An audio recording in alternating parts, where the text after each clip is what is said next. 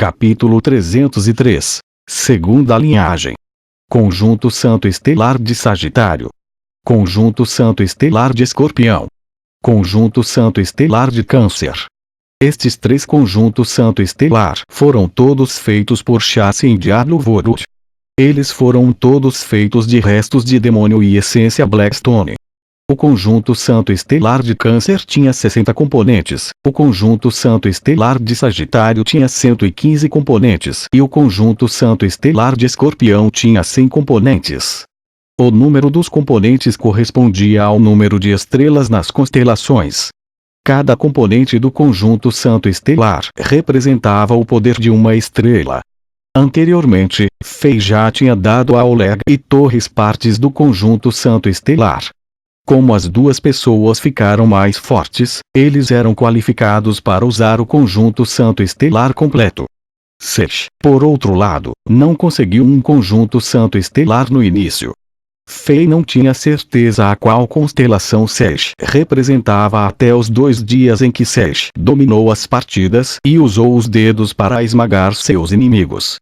Um dos 12 cavaleiros do Zodíaco de Ouro, Milho de Escorpião, que usava os dedos para lançar a agulha escarlate, e era muito semelhante ao caminho de cultivo do Sesh. Portanto, Fei decidiu presentear Sesh com um conjunto Santo Estelar de Escorpião. Fazia tempo desde que Fei usou a habilidade dar. A voz fria e misteriosa soou pelo ouvido de Fei, e Fei confirmou o uso da habilidade. No momento seguinte, os 3 baús de ferro preto emitiram de repente um brilho misterioso. Como se fosse abençoado pelo poder das estrelas, as caixas fluíram no ar e se abriram. 3 armaduras semelhantes a metais apareceram. Então, algo mágico aconteceu. Sesh, Torres e Oleg também fluíram para o ar como se fossem puxados por uma força misteriosa. As 3 armaduras se separaram em vários componentes, e correram para as 3 pessoas e as cobriram. Depois que o misterioso clarão desapareceu, as armaduras cobriram perfeitamente as 3 pessoas. Todos os pontos vitais em seus corpos estavam cobertos pelos componentes, e as armaduras estavam 100% alinhadas com a anatomia e a aparência humana. Com a aparência impressionante, os 3 guerreiros pareciam 3 deuses invencíveis. Esse era o poder dos conjuntos Santo Estelar. Um dia, os cavaleiros do Zodíaco de Chambord chocariam este continente com seus conjuntos Santo Estelar e Poder Estelar. Depois que eles conseguiram o conjunto Santo Estelar, Sesh, Oleg e Torres sentiram um poder sem precedentes neles. Esse poder era antigo, assim como as estrelas. Embora o poder ainda estivesse um pouco fraco no estágio atual, os cavaleiros do Zodíaco seriam capazes de atravessar o céu e rasgar a terra como os deuses em lendas no futuro. Tudo dependia apenas do nível de esforço. Enquanto eles praticassem o método de se conectar com a estrela no céu que de repente aparecia sobre suas cabeças, eles ficariam cada vez mais fortes. Dar não apenas forneceu aos 3 guerreiros o conjunto Santo Estelar e propriedades estelares, como também deu a eles as sementes do poder estelar que estavam esperando para serem despertadas.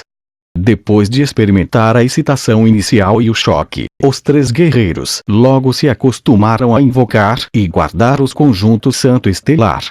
O poderoso conjunto Santo Estelar se transformou em 3 pontos brilhantes e correu para o local entre as suas sobrancelhas. Este pergaminho de treino de energia guerreira de 7 estrelas também contém uma técnica de combate muito especial. Seu nome é Agulha Escarlate. Deve caber muito bem para você. Fei deu uma técnica de golpe de dedo para Sesh. Era muito parecido com a Agulha Escarlate, então Fei acabou dando o mesmo nome. Depois que os 3 guerreiros deixaram a tenda central, Fei estava sozinho. Questões com a progressão para os guerreiros de Chambord foram resolvidas. Fei só tinha um problema remanescente, a progressão de Helena. Atualmente, Helena estava no nível 57. Com suas flechas mágicas de 4 elementos, seu dano era muito letal. Ela era capaz de lutar contra guerreiros e magos de 6 estrelas de nível intermediário e superior. Embora seu dano fosse grande, sua defesa estava em falta. Esse era um grande problema. Embora Fei tenha tentado o seu melhor e conseguido alguns itens mágicos muito bons para Helena, eles não conseguiram resolver o problema na raiz. O corpo de Helena não era forte o suficiente para lidar com os ataques que ela poderia enfrentar no dia seguinte. Fei se sentiu um pouco desamparado. A porção Uc teve efeito zero em Helena, que era do Diablo Vorut, e os pergaminhos que Fei criou não puderam ser usados por Helena. Helena era uma pessoa muito importante na vida de Fei, mas Fei simplesmente não podia fazer nada para ajudar na situação. Depois que Fei pensou nisso por mais de meia hora na tenda central, ele não chegou a uma boa solução. Como ainda era cedo, Fei decidiu entrar no Diablo Vorut e subir de nível primeiro. Após esses 2 dias de matança, o personagem bárbaro de Fei já estava no nível 64. Ele ganhou muitos pontos de habilidades e atributos. Entre aumentar as habilidades básicas e fundamentais, Fei aprendeu algumas novas, como salto e ataque berserk. Como ele ficou mais forte, sua força física aumentou de uma forma ainda mais dramática.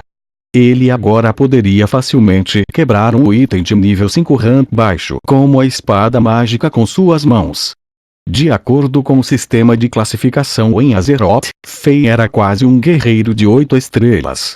Se ele estivesse enfrentando os 4 cavaleiros executivos que ele enfrentou no estágio de teste da espada novamente, ele estava confiante de que poderia derrotar os 4 usando apenas um ataque. Afinal, a diferença entre guerreiros de 8 estrelas e guerreiros de 6 estrelas não estava apenas no título. Era uma diferença no domínio. Se os 4 cavaleiros executivos não conseguirem ultrapassar o limite de 6 estrelas, eles não conseguirão mais nada em suas vidas. Fei entrou no Diablo Vorut e encontrou Helena, que estava praticando seu tiro com arco fora de uma tenda no acampamento dos trapaceiros. Disparar 10.000 flechas por dia era o treinamento básico diário que esta bela mercenária feminina nunca perdeu. Com esse nível de prática, ela conseguia fechar os olhos e atirar em uma formiga a 500 metros de distância.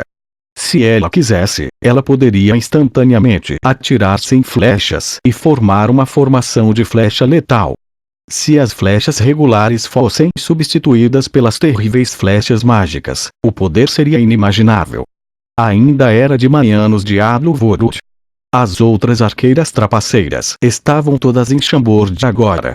Elas estavam protegendo o reino ou ajudando Brok a treinar os arqueiros de Chambord. A líder militar Kashia também não estava em lugar nenhum, então Helena era a única pessoa no campo.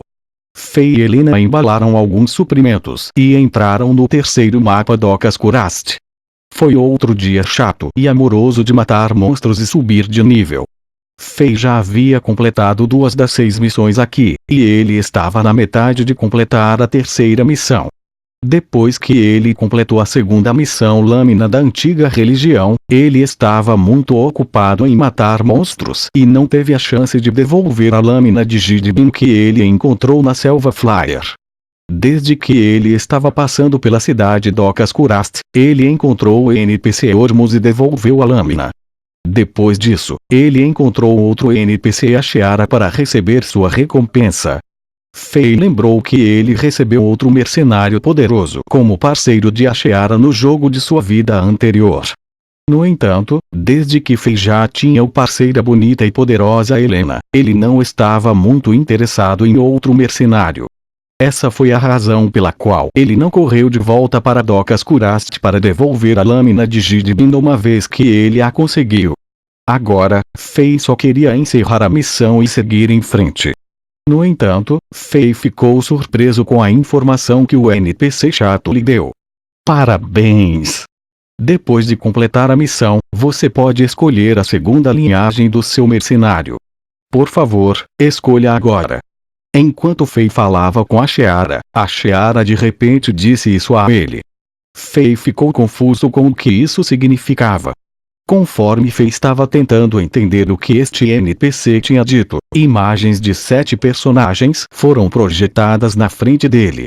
Cada um dos personagens era vívido e cada um deles tinha armaduras e armas diferentes. Embora fossem apenas projeções, a sensação de poder que vinha deles era forte.